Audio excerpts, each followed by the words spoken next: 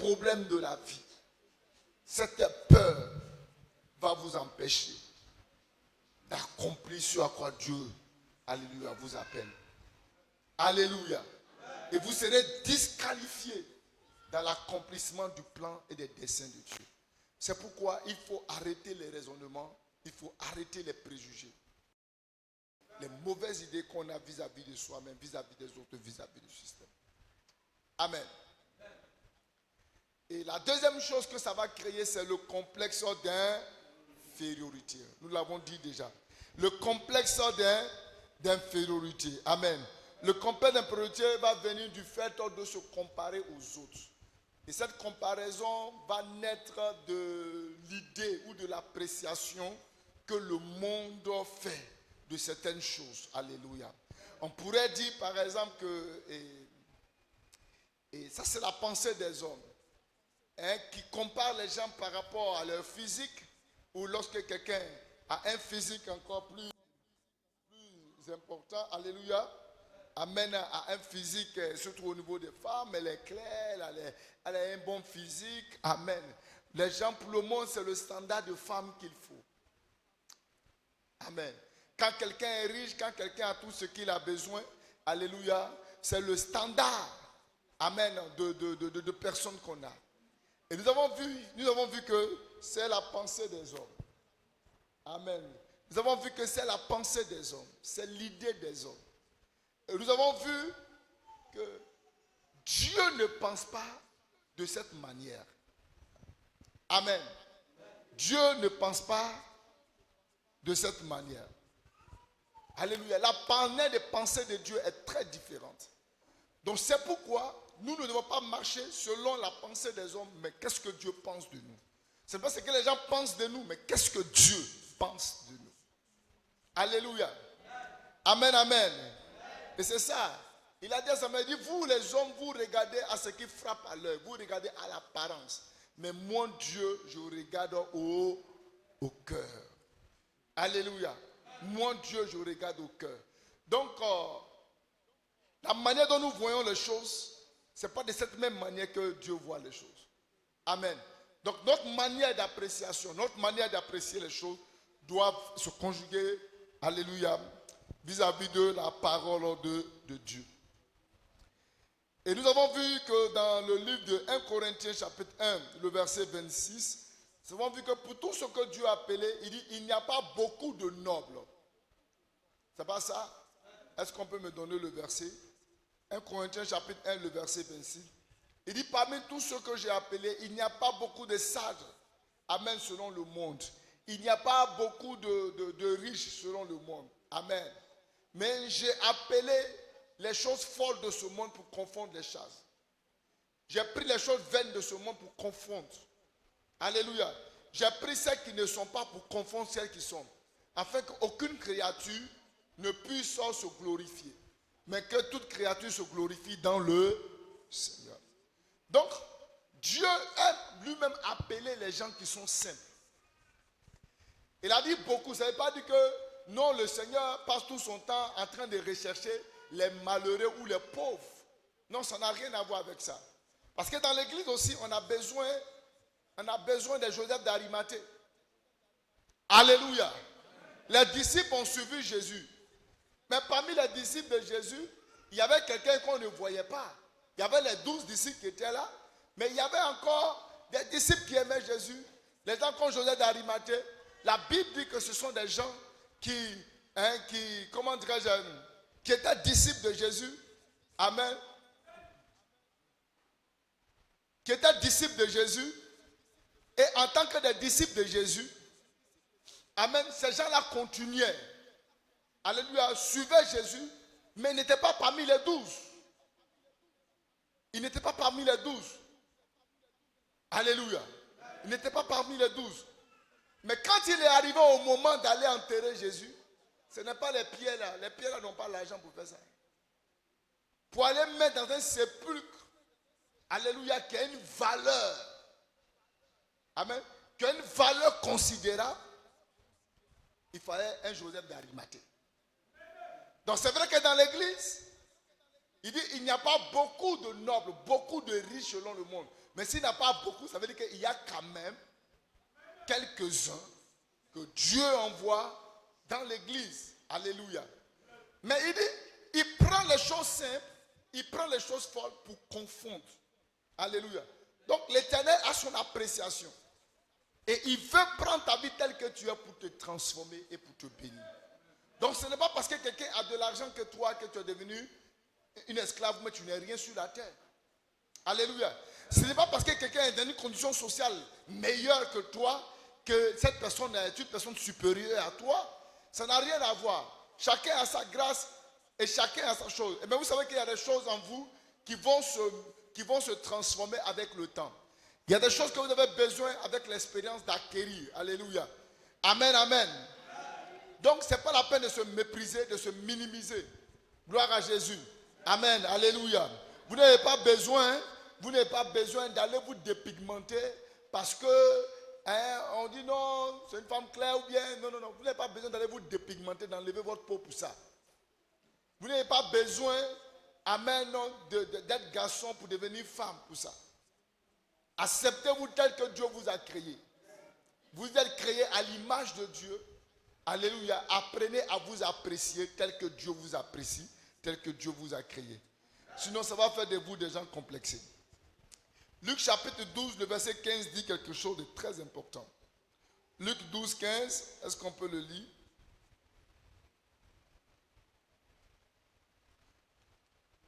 Tous ces passages nous permettent de comprendre que, alléluia, nous avons besoin d'avoir notre esprit ouvert et de ne pas marcher dans le complexe parce que nous ne sommes pas des gens, des sous-hommes. Amen. Il dit, puis il leur dit, gardez-vous avec soin de toute avarice, car la vie d'un homme ne dépend pas de ses biens, fût-il dans l'abondance. Ça veut dire que la vie de quelqu'un ne dépend pas de l'abondance qu'il a. Alléluia. Les gens sont morts, ils ont laissé leurs richesses. L'argent n'a pas pu les soigner. Même si tu as l'argent, ton argent ne peut pas s'élever pour aller acheter un médicament pour venir. Tu as besoin des hommes à côté de toi. Tu as besoin des gens pour t'aider. Donc la Bible dit, la vie d'un homme ne dépend pas de ses biens. Alléluia. Même quelle que soit l'abondance dans laquelle la personne est, sa vie ne dépend pas de ses biens.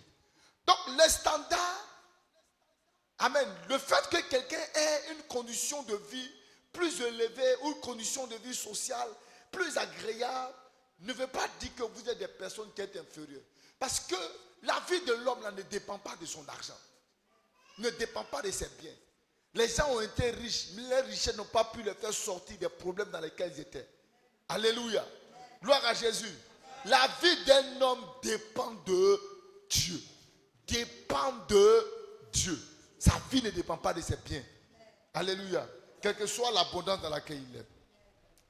Et Timothée va révéler encore quelque chose d'important. 1 Timothée 6, verset 6 au verset 8. Il dit, c'est en effet une grande source de gain que la piété avec le contentement. La piété avec le contentement. Alléluia. Une vie spirituelle, une vie de dévotion, une vie de relation avec le Seigneur.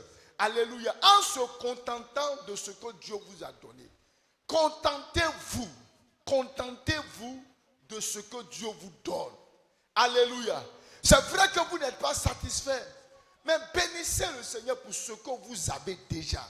Amen. Vous devez apprendre à vivre dans le contentement. De bénir Dieu avec ce qu'il vous a donné et ce que vous avez. Il dit, car nous n'avons rien apporté dans le monde et il est évident que nous n'allons rien emporter. Alléluia. Gloire à Jésus. Tu n'as rien à apporter dans le monde et tu ne vas pas partir. Les maisons, tout ce qu'on va construire, c'est vrai que c'est bon, c'est pas mauvais de le faire. Mais il ne faudrait pas penser que c'est ça la réussite de la vie, quoi. Alléluia. Il dit, on n'a rien apporté dans le monde, on ne va rien prendre pour partir.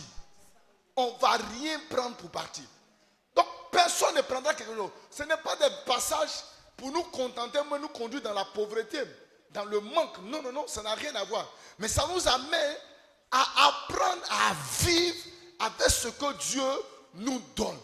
À ne pas nous stresser, à ne pas nous rendre amers pour ce qu'on n'a pas, pour la voiture qu'on n'a pas, pour la maison qu'on n'a pas, pour une femme qu'on n'a pas, pour des choses qu'on n'a pas, pour le sac Louis Vuitton que tu n'as pas. Alléluia.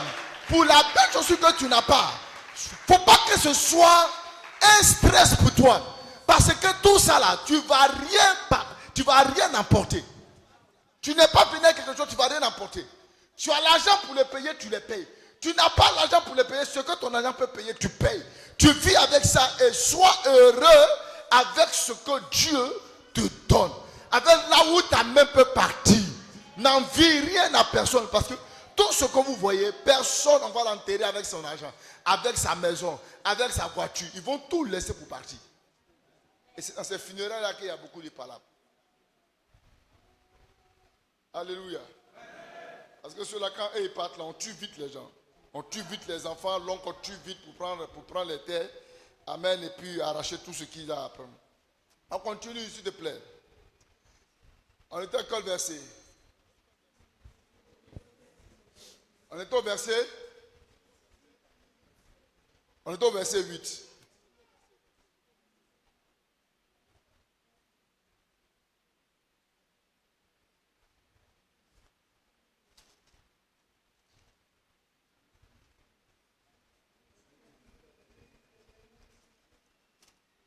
Il ne faut pas te presser, il faut laisser les choses telles qu'elles sont. Alléluia. Et puis il dit, si donc nous avons la nourriture et le vêtement, cela nous suffira. Tu arrives à manger, tu arrives à te vêtir. Amen. Ce n'est pas mauvais de l'avoir. Il faut faire avec ça. Alléluia. Il ne faudrait pas que pour ce qu'on n'a pas, cela soit un stress pour nous. Amen. On n'a rien à porter. Alléluia. Et on n'emportera rien. Donc, il faut que nous le comprenions en tant que des enfants de Dieu.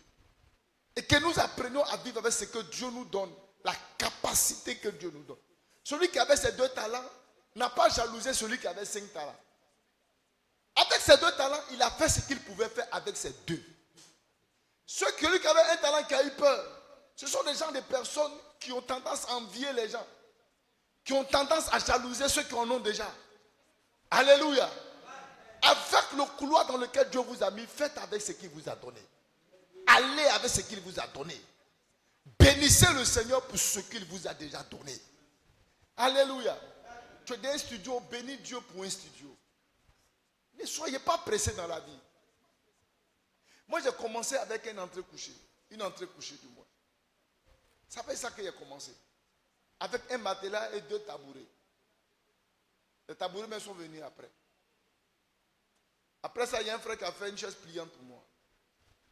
On a fait une chaise pliante de 2 places plus une autre chaise. J'ai commencé à recevoir. Sinon, tous ceux qui venaient chez moi, ils s'asseyaient là. Au fur et à mesure. Après, j'ai quitté là et je suis allé dans un studio. Amen. Après, je suis allé dans une chambre salon. Après une chambre salon, je suis revenu encore dans un grand studio. Après un grand studio, je suis allé prendre encore une chambre salon.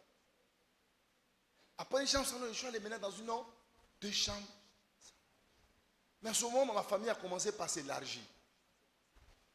Jusqu'à ce que Dieu me donne la grâce d'être là où je suis. La vie est une vie d'étapes. Ce que vous pouvez faire, vous le faites. Ce que vous ne pouvez pas, vous ne le faites pas. Ne soyez pas pressés. Il ne faut pas que ce soit un stress. Ne stresse pas ton mari pour certaines choses. Alléluia. Le standard de vie qu'il peut vous offrir, c'est ce qu'il vous offre. Et le fait que l'autre n'a pas plus, a plus que toi et que tu arrives chez les autres, bénis Dieu pour ce que Dieu leur a donné d'être dans des conditions comme ça. Rends grâce à Dieu. Alléluia. Et quand tu arrives chez toi, arrange-toi. Arrange-toi. Et sois à l'aise. Tu as compris ça? Il ne faut pas être complexé par le fait que l'autre a que toi. Et c'est là que tu as venu jouer les bonnes. Il a besoin de dire, non. C'est une fausse humilité. C'est un complexe d'infériorité. Parce que le complexe d'infériorité, ça fait mentir les gens. Ils pensent qu'ils sont humbles. On dit, ah, lui, il est humble. Il n'est pas qu'il est humble. C'est quelqu'un qui a une mauvaise appréciation de sa personne. Ça n'a rien à voir avec l'humilité. Ça n'a rien à voir avec l'humilité. Alléluia. Gloire à Jésus.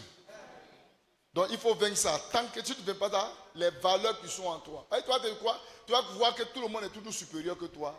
Et ce qui est un peu qui est en toi, tu ne pourras pas le valoriser parce que tu penses que tu ne peux pas. Tu n'es pas à la hauteur. Tu ne pourras pas arriver. Alléluia. Et la troisième chose que ça va créer, c'est la timidité. La timidité. Quelqu'un qui est timide, c'est quelqu'un qui manque d'assurance et de détermination et de zèle. Alléluia. Quelqu'un qui est timide, c'est quelqu'un qui manque d'assurance. C'est quelqu'un qui n'est pas déterminé. Il manque de zèle. Il n'y a pas une détermination et un engagement véritable dans sa vie. Alléluia. Voilà cette personne timide. Ça n'a rien à voir avec quelqu'un qui est calme. Quelqu'un qui est calme peut être quelqu'un qui n'a pas envie de parler. Mais quand vous le mettez devant les gens, il s'exprime normalement. Il se dégage dans son domaine. Il fait ce qu'il a à faire. Ça n'a rien à voir. Le calme et la timidité, ça n'a rien à voir. La timidité, alléluia, c'est un état d'esprit. C'est une manière de voir les choses. C'est un manque d'assurance. Un manque vraiment de détermination. La timidité tue les talents. La timidité enterre les talents. Alléluia. La timidité va vous faire enterrer vos talents. Amen. Ce sont des gens qui sont craintifs. Ils sont hésitants. Ils sont mal à l'aise. Ce n'est pas parce que le gars est calme, mais il est mal à l'aise. Quand il se trouve avec les grands, il est mal à l'aise. Quand il se trouve avec les gens qui ont une situation quand même plus intéressante, il est mal à l'aise. Il n'arrive pas, c'est quelqu'un qui n'arrive pas à s'exprimer. Et vous allez regarder que les gens qui sont timides en classe n'ont jamais de bonus. Ils sont en classe, ils connaissent la réponse. Mais ils ont peur, ils sont timides, ils ne peuvent pas parler. Mais quand quelqu'un est timide, il peut être quelqu'un qui connaît, mais en entreprise, il ne fera rien. On ne peut pas lui donner un poste considérable. Pourquoi? Parce qu'il n'a pas, c'est quelqu'un qui n'a pas d'assurance à s'exprimer. Alléluia. Parce qu'il est timide. Et les autres vont prendre les points. Ce n'est pas parce qu'il ne connaît pas, il connaît. Mais la personne est timide. La personne manque d'assurance. Alléluia. Gloire à Jésus. Et vous allez voir que dans le ministère de Timothée, amen, il y a quelque chose comme ça qui est arrivé dans la vie de Timothée. Et Paul va l'interpeller. Parce que Paul, c'est le père spirituel de Timothée. Il va l'interpeller quand nous lisons 2 Timothée chapitre 1, le verset 6 à 8. 2 Timothée 1, le verset 6 à 8. Alléluia. Il faut que vous compreniez. Il dit quoi? 2 Timothée 1, verset 6 à 8. Il dit, c'est pourquoi je t'exhorte. Il dit quoi? À ranimer le don de Dieu que tu as reçu par l'imposition de mes mains. Ça veut dire que par l'imposition des mains, on peut communiquer des dons spirituels. Un père peut communiquer ce qu'il a en lui, des dons, à son fils par l'imposition des mains. Mais ce n'est pas tous les fils qui reçoivent ça. Parce qu'il y a des gens qui sont des fidèles, il y a des gens qui sont des membres, mais il y a des gens qui sont des fils. Bon, laissez, on va venir à ça. Alléluia. Donc, il y a des gens qui sont des fils. Il y a des gens, quand vous les voyez, vous pouvez les identifier par rapport à la vie de leur père. Par rapport à leur père. La manière de faire, la manière de dire, les messages, quoi que ce soit ce qui va sortir de sa bouche, vous allez voir toujours, il a toujours un référent. Donc, les fils là, c'est différent des chrétiens à l'église. Ça n'a rien à voir. Donc, un père spirituel peut imposer les mains et libérer ce qui est en lui, des dons spirituels dans la vie du fils. Alléluia. Donc, il va lui dire, il faut ranimer. Quand il faut ranimer le don que tu as reçu, ça veut dire quoi? Ça veut dire que le don que tu as reçu là, c'est comment? est mort, ça dort. Donc il est arrivé un moment dans le ministère de Timothée, le don, qu'on peut dire le talent. Parce que les talents, c'est pas seulement physique ce qu'on a, mais les talents sont aussi des dons spirituels. Alléluia. Il dit ranime ce que tu as reçu par l'imposition des mains. Il faut le ranimer parce qu'arrivé un moment, le don a commencé par dormir, par somnoler, par dormir en lui. Donc il va dire ranime le don que tu as reçu par l'imposition des mains. Quand vous êtes des gens, alléluia, continuons d'abord le verset, il dit, car ce n'est pas un esprit de timidité que Dieu nous a donné, mais un esprit de force, d'amour et de sagesse. Il dit, ranime le don qui est en toi. Ça veut dire que, arrivé à un moment du ministère de Timothée, Timothée a commencé par être timide. Et la timidité dans la vie de Timothée a commencé par endormir le don qui est en lui. A endormi le don qui est en lui. Alléluia. Donc il va lui dire, hein, et n'aie donc point honte du témoignage à rendre à notre Seigneur, ni de moi son prisonnier, mais souffre avec moi pour l'évangile. Alléluia. Souffre avec moi pour l'évangile. Donc il arrive un moment où Timothée a commencé à endormir. Il y a beaucoup de gens à qui Dieu a déposé des dons spirituels. D'autres ont des dons de guérison. D'autres ont des dons de gagner des âmes. De gagner des âmes. Eux là, ils ne peuvent pas faire des efforts comme les autres. Eux, quand ils parlent, les gens les suivent. Les gens les croient facilement. C'est un don que Dieu dépose.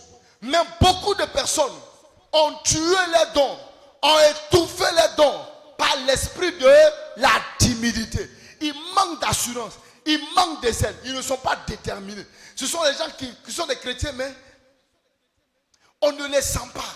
On ne sent pas en eux la vigueur, la détermination. Quand vous n'êtes pas déterminé, quand vous n'êtes pas des gens zélés, les dons qui sont en vous vont mourir. Les dons vont mourir. Vous serez en train d'enterrer vos dons. Vous serez en train d'enterrer vos dons. Vous allez toujours vous jouer des gens qui ne peuvent pas, des gens incapables. Alléluia, des gens incapables. C'est pourquoi il faut ranimer. Si vous ne ranimez pas vos dons, que vous êtes tiède, Dieu va vous rejeter. Dieu va vous rejeter. Dieu va vous vomir. Alléluia. C'est la même chose qui arrive. Il dit, arrachez-le, coupez et puis jetez-le dans le feu. Prenez son don là, donnez à celui qui en a. Quand on donnera à celui qui en a, et il sera dans l'abondance. À celui qui n'en a pas, on va retrancher même ce qu'il a. Alléluia. Des gens devaient monter. Ils devaient devenir des grands. Ils devaient devenir, mais la timidité les a tués. Alléluia.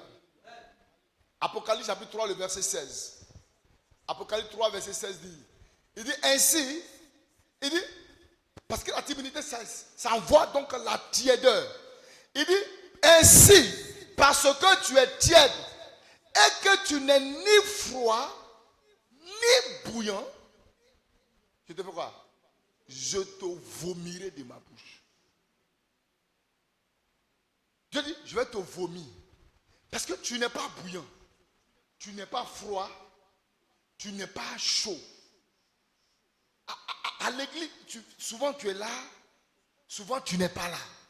Souvent tu es engagé, souvent tu n'es pas engagé. C'est-à-dire que tu es quelqu'un d'instable. Le pasteur même ne sait même pas à quel moment il peut compter sur toi. Souvent même il a des projets, il sent que le frère ou la soeur a commencé. Dès qu'il veut en même temps, elle devait en même temps. C'est-à-dire qu'elle n'est pas froide, elle n'est pas chaude. Dieu dit, des gens qui sont comme ça, tièdes là. Moi, je le vomis de ma bouche.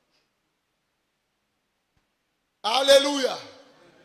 Il faut prier pour ne pas que Dieu te vomisse. Je dis, prie pour ne pas que Dieu te vomisse. C'est pourquoi quand tu es dans la maison de Dieu, il faut servir Dieu avec joie, avec détermination.